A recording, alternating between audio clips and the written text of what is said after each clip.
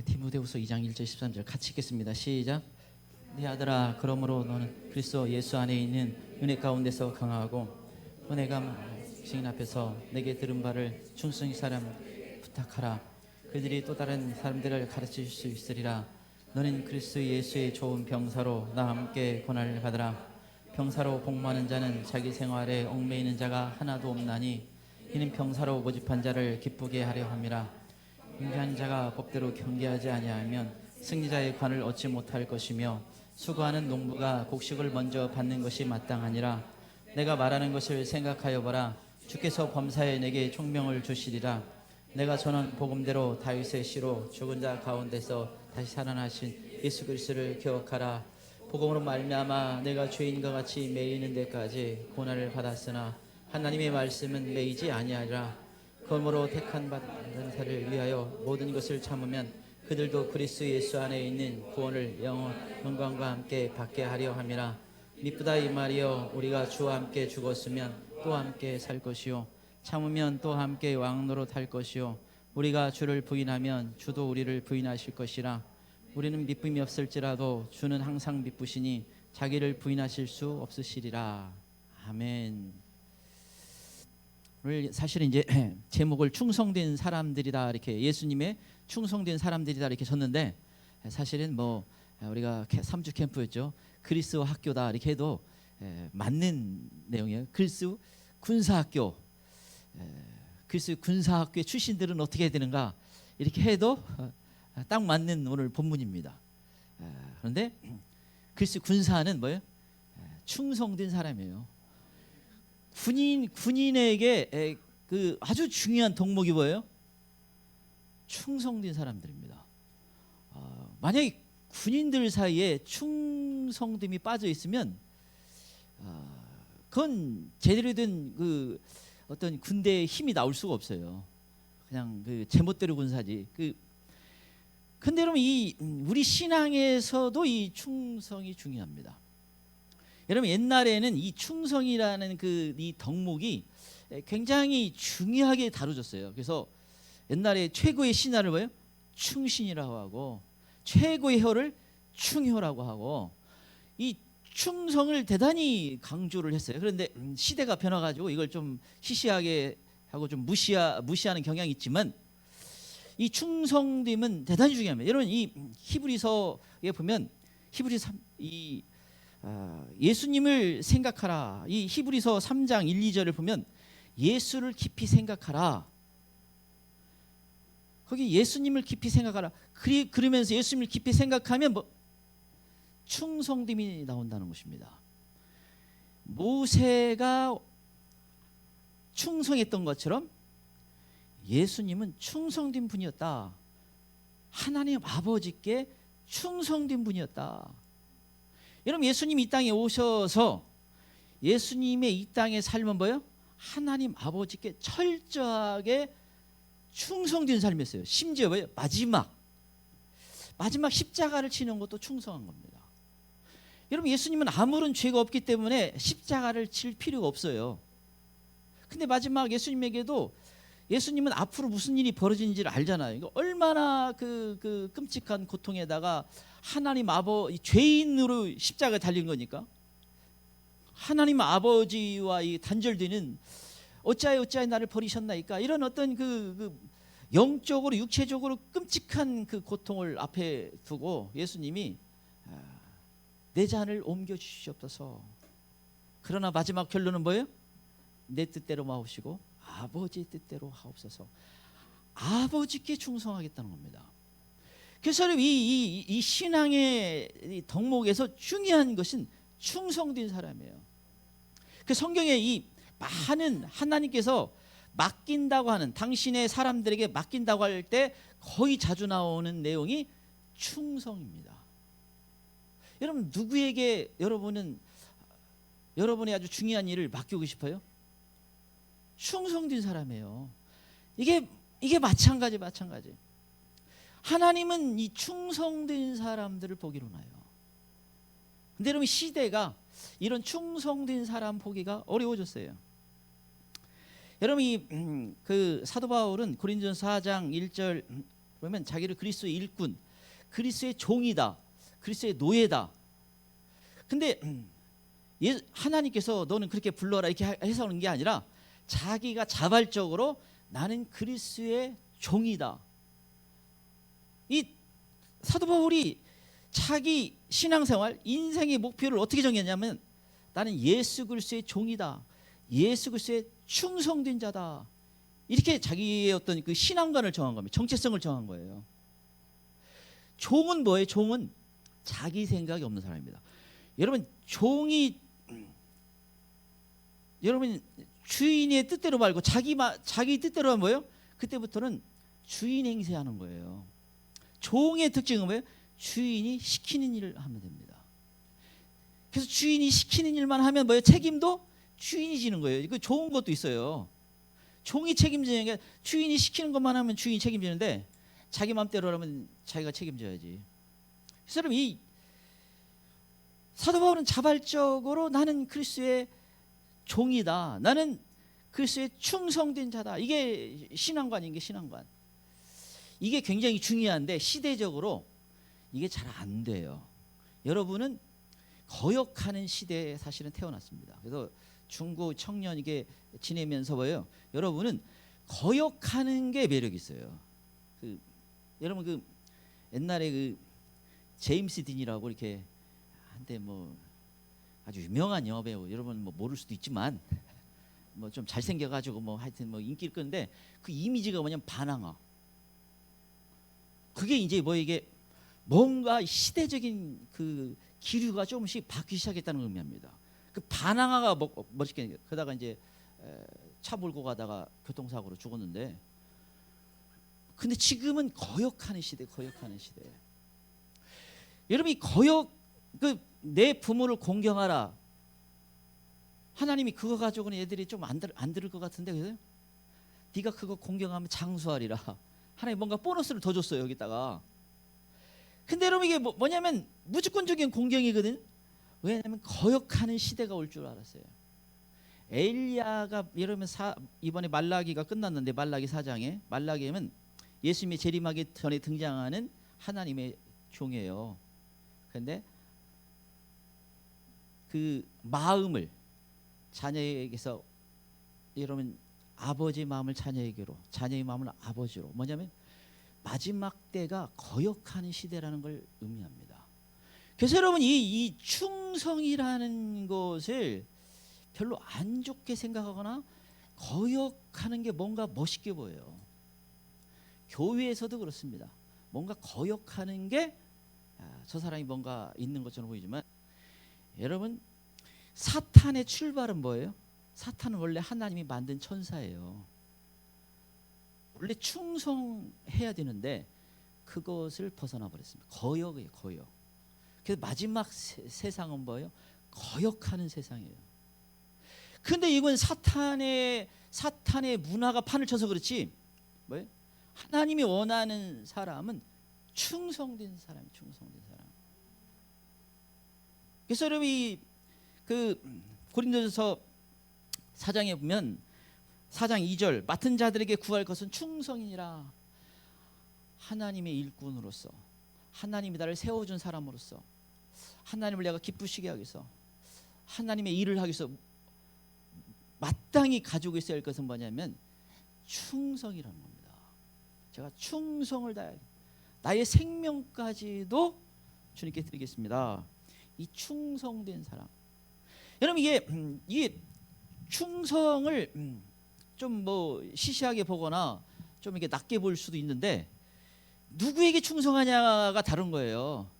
김정은에게 충성을 해봐야 그냥 기껏 조금 뭐 누리다가 지옥 가는 것밖에 없는데, 예수님에게 충성하면 영원히 책임져줘요.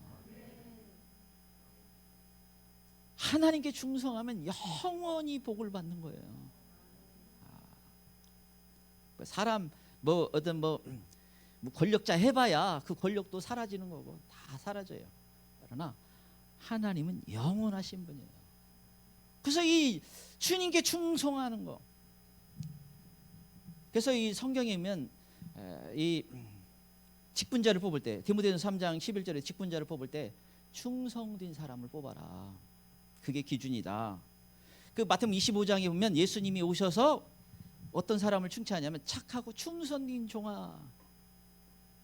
예수님이 칭찬할 때 왜요? 네가 착하고 충성된 종이다. 그래서 이 충성인데 옛날 분들은 60, 70년대 이런 어떤 신앙생활 했던 분들은 이게 잘 될 수가 있어요. 그런데 여러분은 이 새 시대를 거슬러 올라가는 영적 싸움을 해야만 이게 가능해요. 그래서 이 충성이라는 것을 잘 붙잡아야 됩니다. 그럼 구체적으로 예수님께 충성된 사람들은 어떤 특징을 가지고 있는가?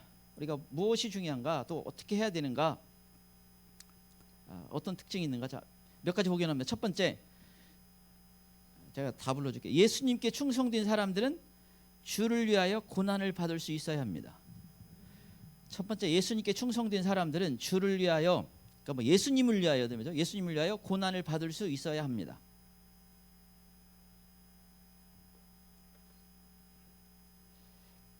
첫 번째, 예수님께 충성된 사람들은 예수님을 위하여 고난을 받을 수 있어야 합니다.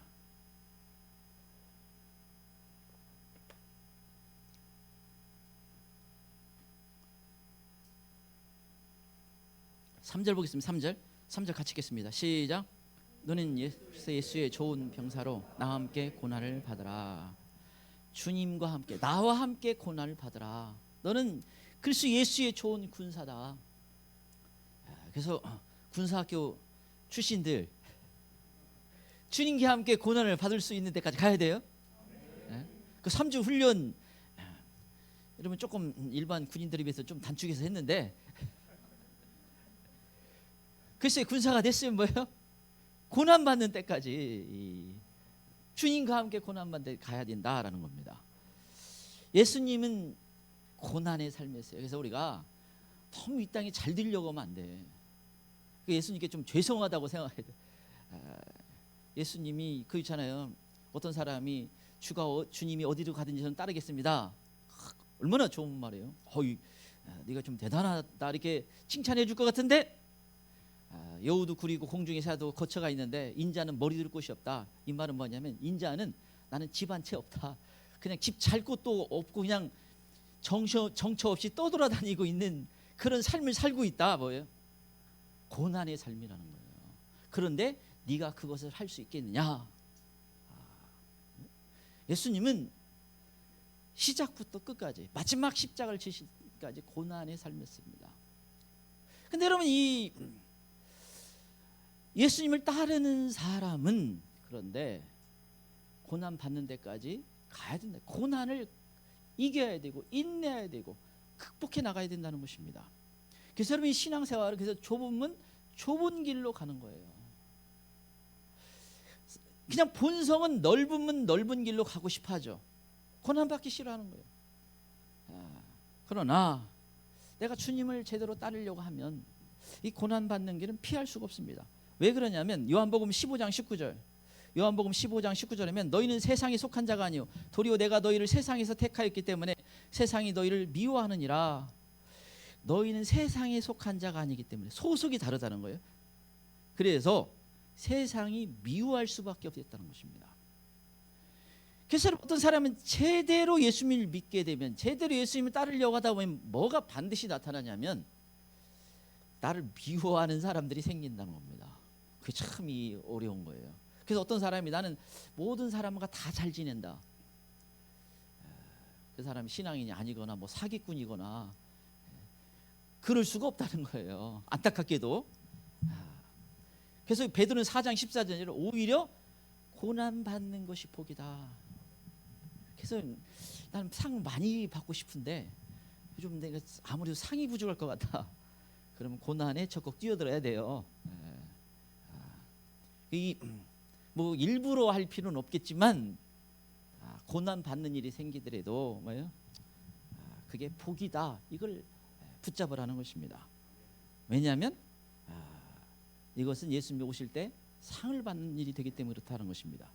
마태복음 5장 10절에 의를 위하여 박해를 받는 자는 복이 있나니 천국이 그들의 것이며 하나님의 의를 위해서 박해를 받고 고난을 받는다면 그게 바로 천국의 사람들이다. 천국은 그 사람들 것이다. 그 사람들을 위해서 예비했다. 이건 상이 많이 받는다, 이런 것을 말씀하고 있는 것입니다. 그래서 심지어 베드로는 4장 13절 그 밑에는 뭐예요? 너희가 그리스도의 고난에 참여하는 것으로 즐거워하라. 이게 참 말은 쉽지만 쉽지 않아요. 제가 이 성경 구절을 알기 때문에 고난이 왔을 때 즐거워해야지 하는데 자꾸 얼굴이 찡그려져. 이게 만만치 않아요. 보니까 이 영성이 대단한 영성이에요. 여러분 사도행전 16장에 보면 바울과 실라가 복음을 전하다가 억울하게 매를 맞고 감옥에 갔습니다. 여러분 아무런 잘못한 게 없어요. 복음을 전하다가 매를 맞고 억울하게 감옥에 들어갔는데 성경에 보면 그들이 기도를 해요.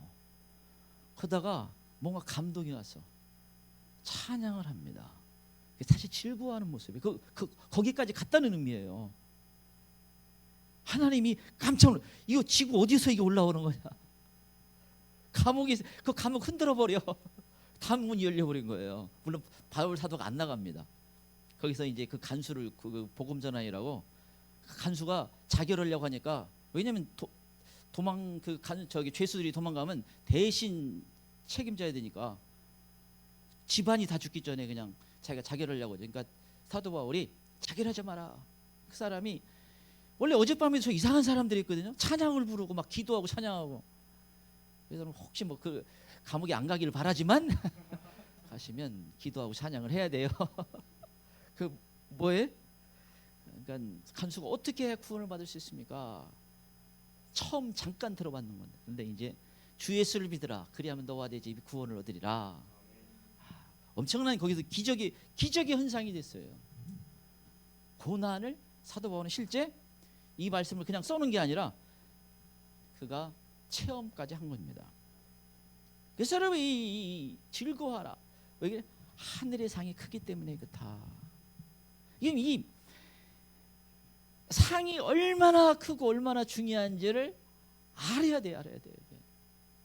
정말 바꾸죠. 그래서 사실은 저는 이제 꼭 휴거되고 싶은 마음이 있죠. 그런데 상을 더 많이 준다고 하면 필요하면 주님 순교도 해주세요.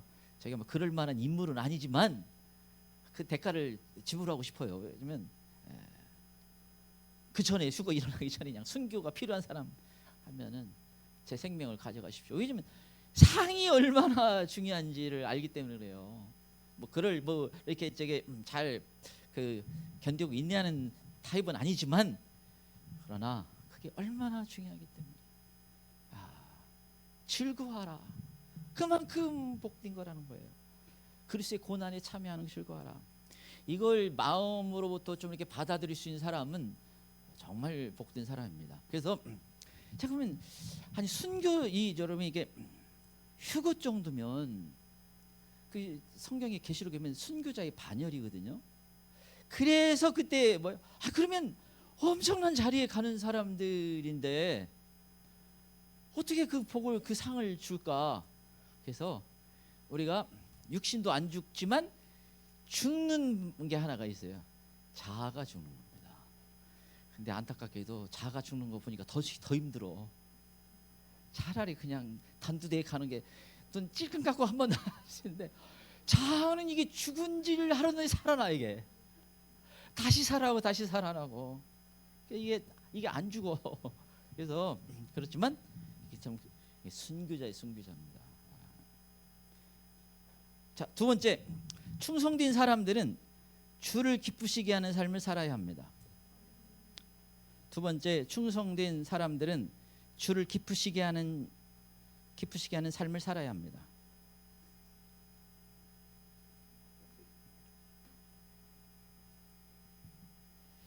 충성된 사람들은 주를 기쁘시게 하는 삶을 살아야 합니다. 4절 보겠습니다. 4절 같이 읽겠습니다. 시작. 병사로 복무하는 자는 자기 생활에 얽매이는 자가 하나도 없나니 이는 병사로 모집한 자를 기쁘게 하려 함이라. 병사를 모집한 자 누구예요? 예수님이죠. 그분에게 우리가 그분을 기쁘시게 하는 것이다. 모집한 분을 위해서 기쁘게 하는 것이 그 병사로 모집된 사람들은. 그래서 군사학교 출신들 주님을 기쁘시게 하는 그 사명을 받고 저기 나온 거예요. 그게 우리 신앙의 기준입니다. 주를 기쁘시게 하는 거.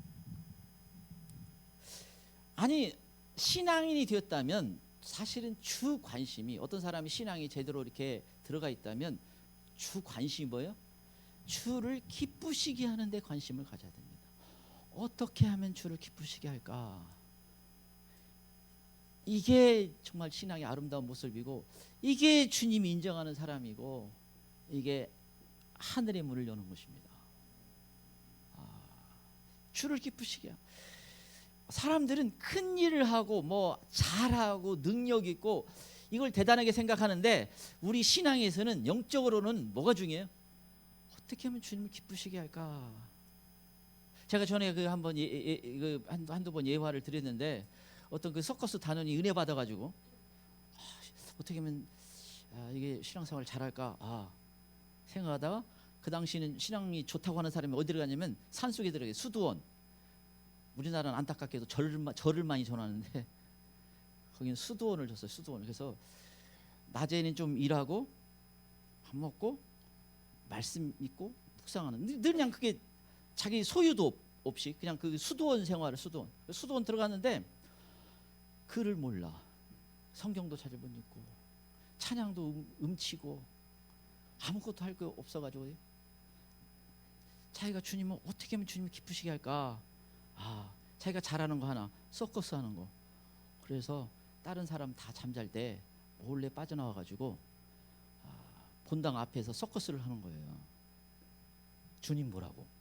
근데 이제 그 동료들이, 아니 저놈이 밤마다 빠져나가네, 이상한 짓 하는가 보다. 그래서 이제 따라가서 보니까, 아니 그 신성한 그 본당 앞에서 서커스를 하니까 저놈이 하려다가 잠깐 있어보자.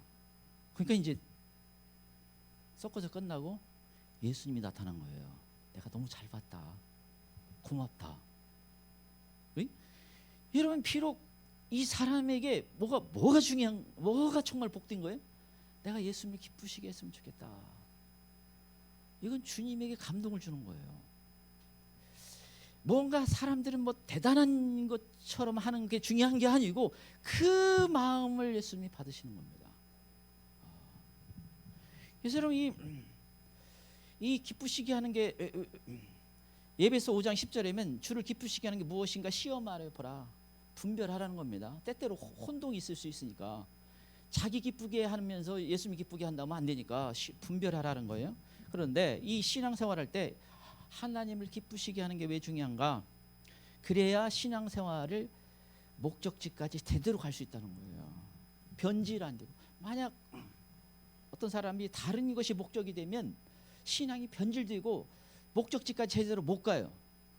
그래서 하나님을 기쁘시게, 예수님을 기쁘시게 하는 것을 목적을 삼으면 그 사람은 제대로 가게 돼 있다는 거예요. 비록 중간에 조금 이렇게 뭐 헤맬 수도 있지만 제대로 가게 돼 있다는, 목적지까지.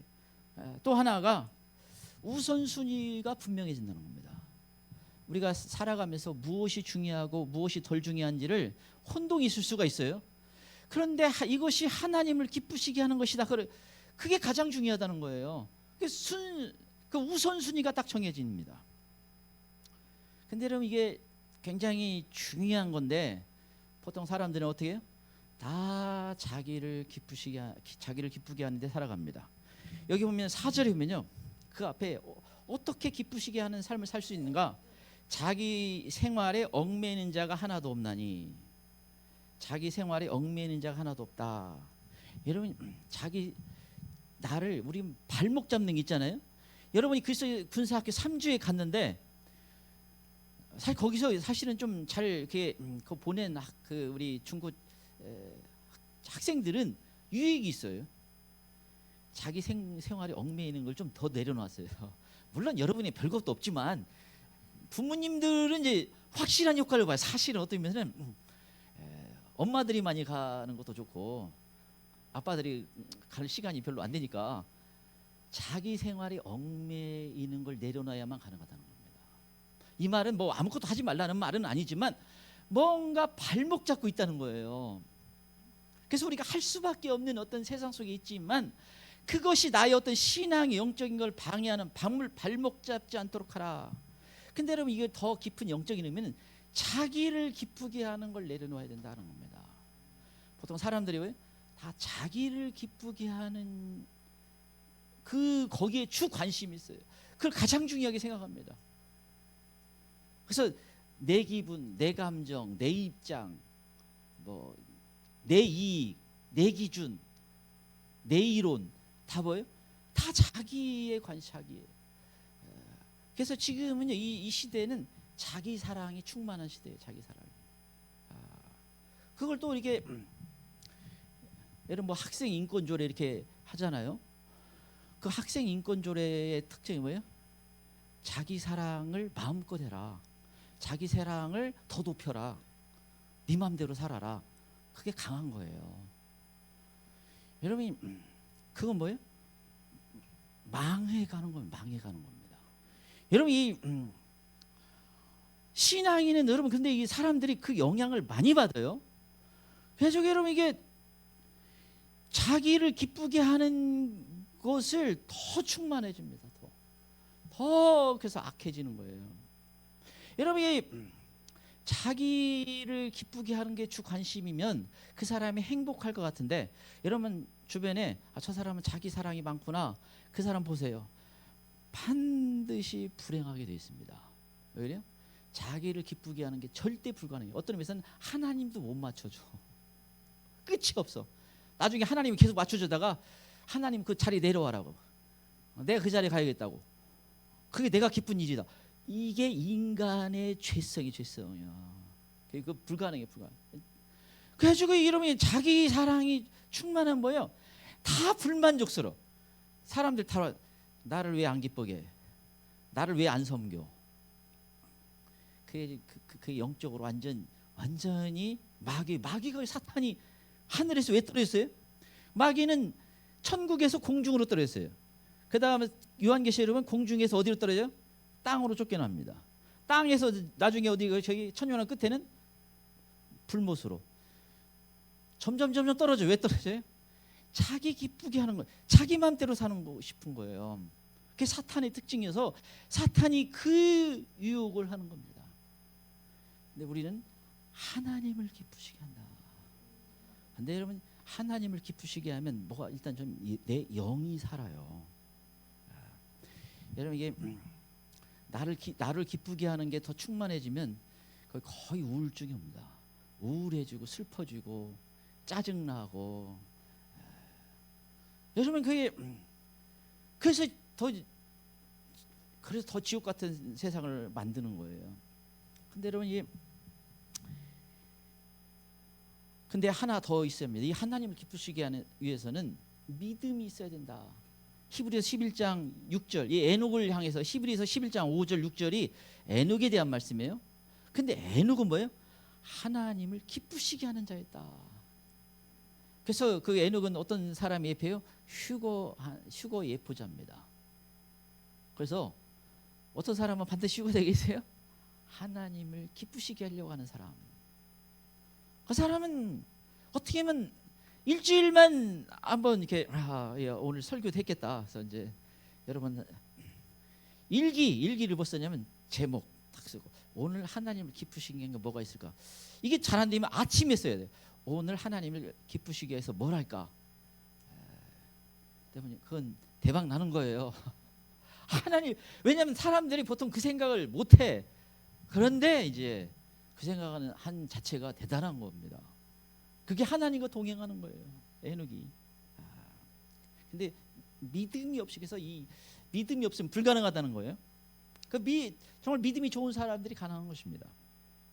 자, 예수님께 충성된 사람들은 하나님을 기쁘시게 하는 목적을 가지고 살아가는 사람이다. 자, 세 번째, 충성된 사람들은 깨달음이 있는 사람들입니다. 세 번째, 충성된 사람들은 깨달음이 있는 사람들입니다.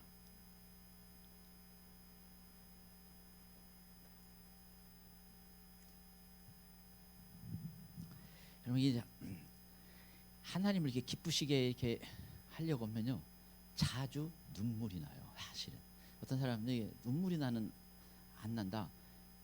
자기를 기쁘게 하면 다 못마땅한데 하나님을 기쁘시게 하려고 하고 그런 찬양을 하려고 하면 눈물이 많이 나요. 눈물이. 하나님을 기쁘시게. 세 번째, 충성된 사람들은 깨달음 있는 사람들입니다. 깨달음 있는 사람들입니다. 7절 보겠습니다. 7절을 같이 읽겠습니다. 시작. 내가 말하는 것을 생각하여 봐라. 주께서 범사에 내게 총명을 주시라. 주께서 범사에 내게 총명을 주시리라. 이건 지혜를 주신다. 깨닫는 것을 주신다. 깨닫는 능력을 주신다. 이 의미입니다. 여러분, 하나님의 은혜를 깨달아요. 하나님의 섭리를 깨닫습니다. 하나님의 인도하심을 깨닫습니다.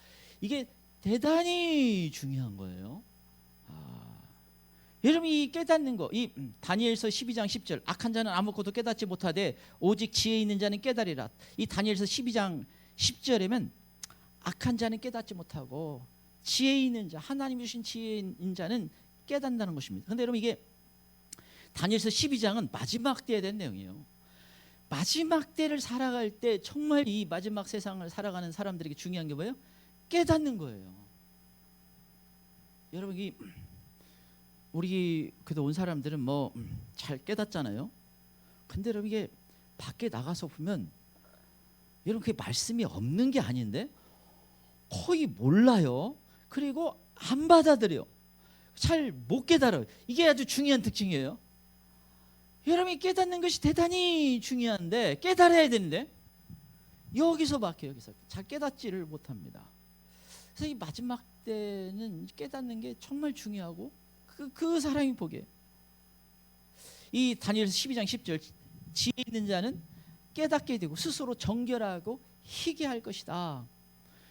여러분이 마지막 때에 어떤 사람이 깨닫게 되면 내가 신부의 영성을 가져야겠구나. 그리고 회개하고 예수님의 피로 씻고 깨끗하고 정결하게 하려고 한다는 거예요. 왜 그래요?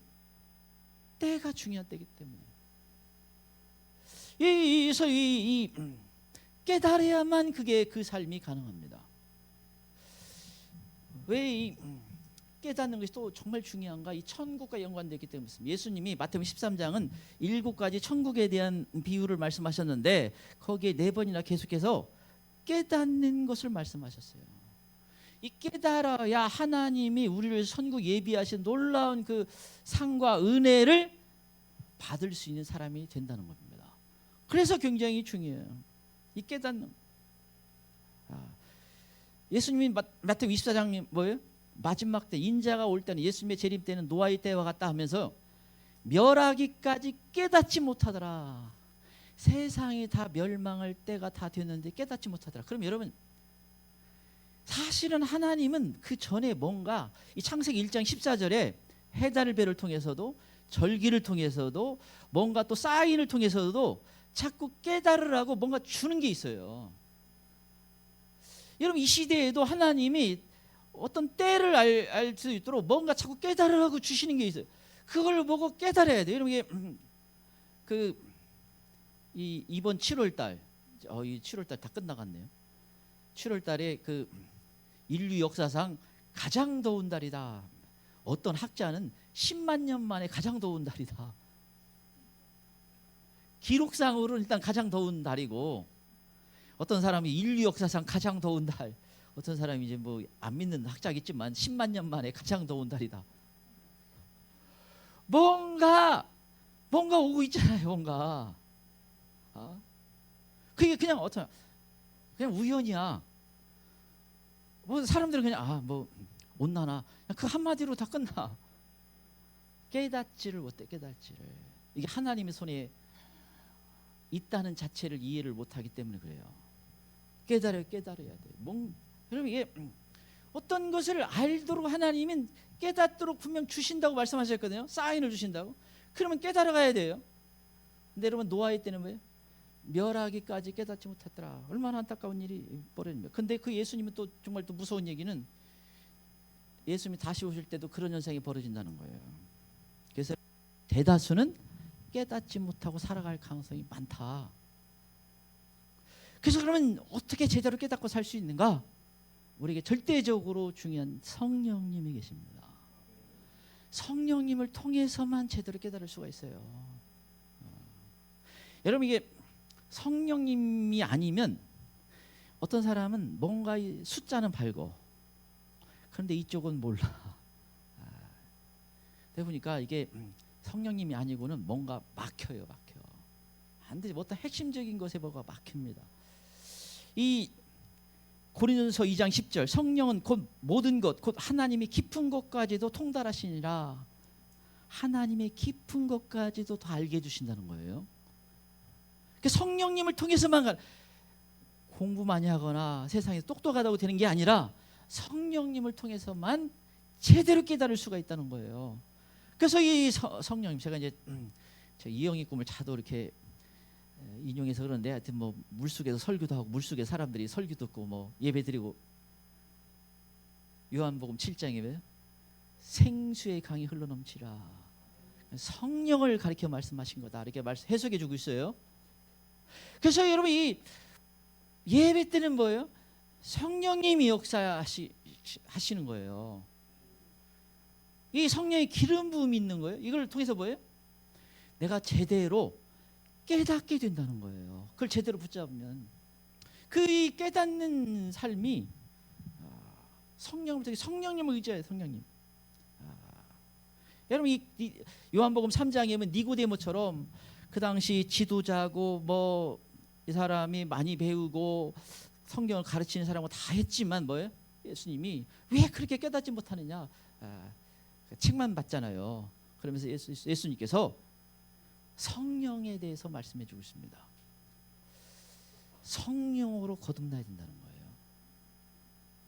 성령의 사람이 돼야 된다. 그런데 이게 또 안 믿는 사람들은 이게 완전히 어려운 거예요. 예수님이라면 2000년 전에 어떤 분이 오셨지, 뭐 조금 알듯말듯한데 성령님이라니. 그리고 또 안타까운 것도 믿는다고 하는데 성령님을 제한하는 데가 너무 많아요, 이 시대에.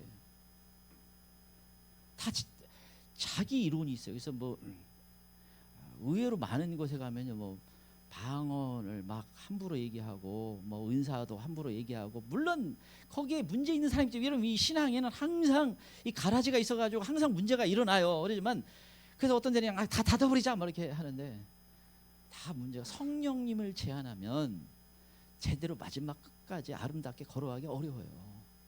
불가능합니다. 성령님이 아니고는 안 되는데 성령을 제한하는 시대에 살고 있어요. 그래서 늘 성령님의 도우심. 여러분 다윗처럼 죄를 범하고 뭐요?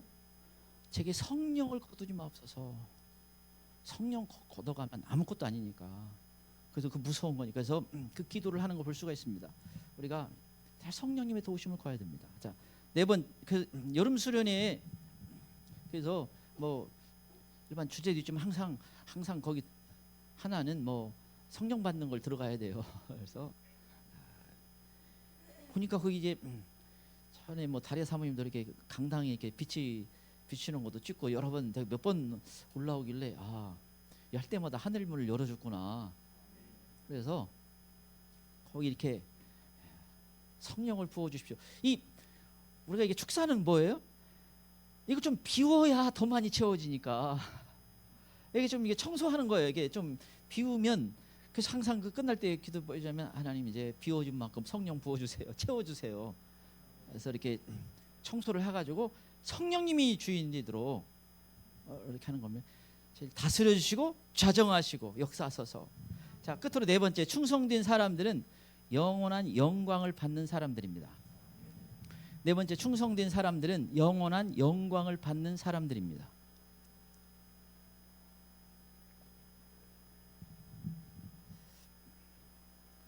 영원한 영광을 받는 사람들입니다. 10절 12절 보겠습니다. 10절에서 영원한 영광을 받는 사람들입니다. 10절 12절 같이 읽겠습니다. 시작. 그러므로 내가 택함 받은 자들을 위하여 모든 것을 참으면 그들도 그리스도 예수 안에 있는 구원을 영원한 영광과 함께 받게 하려 함이라. 이쁘다 이 말이여, 우리가 주와 함께 죽었으면 또 함께 살 것이요, 참으면 또와 함께 왕노릇 할 것이요, 우리가 주를 부인하면 주도 우리를 부인할 것이요.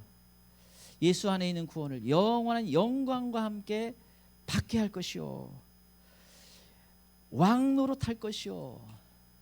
이게 우리 신앙 생활의 결론입니다. 영원한 영광에 들어가는 겁니다.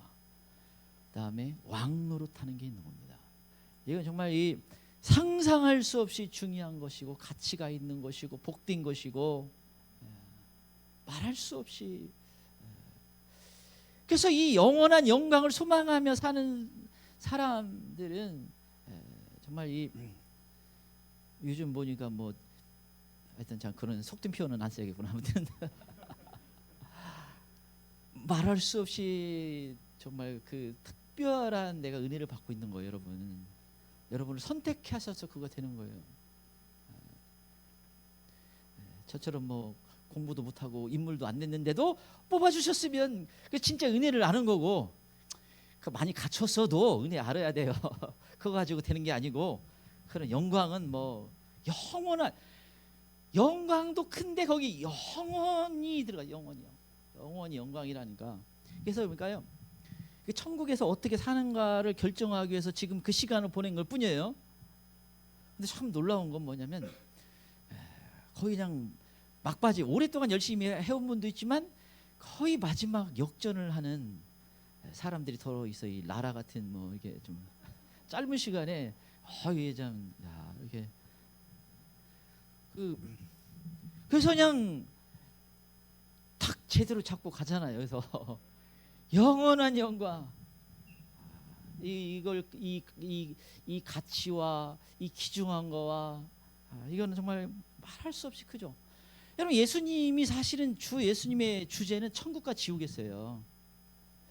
예수님의 천국에 대한 말씀, 지옥에 대한, 지옥도 뭐 그냥 불에 소금치듯하네, 막 불에 그냥 펄펄 끓는다, 뭐 그냥 또 이 지옥 갈 것 같으면 네 손을 잘라버려라, 뭐 네 눈을 파버려라, 막 과격한 표현까지 써가면서 이 천국과 지옥에서 굉장히 강조하셨습니다. 천국에 대한 말씀이 13장만, 마태복음 13장만 7가지를. 왜 그래? 이게 정말 중요하기 때문이에요. 근데 안타깝게도 이 시대는 이게 조금 많이 사라졌어요. 천국과 지옥이. 참 이거 우리 초등부 우리 선우 전사님은 그게 원래 그게 신학적으로 뭐 다 맞는 거 아니에요. 나는 구원 열차 올라, 이게 저는 아주 어렸을 때 어렸을 때 초등학교 때 주일학교 때 했던 그것이 항상 머릿속에 남아 있어요. 그래서 사실은 본성적으로 난 구원 열차 타야 된다, 뭐 그런. 차표 필요해서 준잉 차장 계시니? 거기다도 그 당시 왜 이렇게 각임이었을까? 은하철도 999까지 있어가지고 이게 딱 매치가 된 거예요. 그 차 기차 타면. 그런데 보니까 애들 때 그 찬양들이 지금은 다 이렇게 사라졌어요. 그래서 조금 뭐 완성적인 거 아니더라도 제가 보니까 부르면 좋을 것 같아요. 그래서 왜냐면 이 찬양 가운데 그걸 붙잡을 수 있는 게 있습니다. 우리가 이게 하나님을 높이는 이 찬양 가운데서도 하나님을 높이잖아요. 근데 이 천국, 안타깝게도 이 절대적으로 중요한데 이게 휴거가 일어나고 부활이 있은 다음에 많은 사람이 깨어납니다. 거기서도 다시 기회가 뭐 무시무시한 세상 속에서 다시 기회가 주어진다고 믿고 있어요. 그래서 우리가 많은 사람들을, 우리 가족 친척들을 기도해야 되는데 그때 제대로 붙잡도록. 왜냐하면 성경이 분명 많은 사람들의 순교를 언급하기 때문에 그들이 굉장히 신앙이 좋아진다라는 걸 알 수가 있습니다. 여러분, 이 보니까 지난주에는 뭐 정인 전사가 그랬던가, 이렇게 뭐 미국에서 뭐 UFO 뭐 저거 뭐 무슨 말이 또 나왔다고 하는데, 이 정도 나왔으면 휴거 일어나면 UFO 등장합니다. 근데 이게 사탄의 장난이죠. 근데 그 UFO 등장 믿는 사람들이 초점이에요. 가지고 뭐 외계인들이 우리가 뭐 인간을 뭐 만들었다는 등 별 얘기를, 무슨 얘기를 할지 모르지만 굉장히 미혹을 줄 가능성이 있습니다. 여러분, 그런 가운데 많은 믿는 사람들, 우리가 기도했던 사람들은 뭐예요? 깨어납니다. 예수님만이 진짜고, 그리고 순교까지 갑니다. 그 많은 사람이 순교의 피를 흘리게 돼요. 그래서 그 사람들은 같이 합류가 돼요. 물론 우리는 아직 휴거도 안 일어났기 때문에 지금 우리가 더 이렇게 하나님이 많은 징조를 보여줄 때 그 영원한 영광의 자리에 있도록 기도해야 됩니다. 그래서 오늘 다시 옆자리 우리 영원한 영광의 자리에 갑시다. 그때 만납시다. 이렇게 영광의 자리에서 만납시다.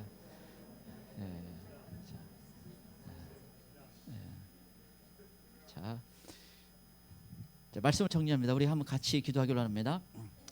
우리가 충성된 사람을 주님께 인정받는 게 중요합니다. 그래서 고난을 받을 수 있어야 됩니다.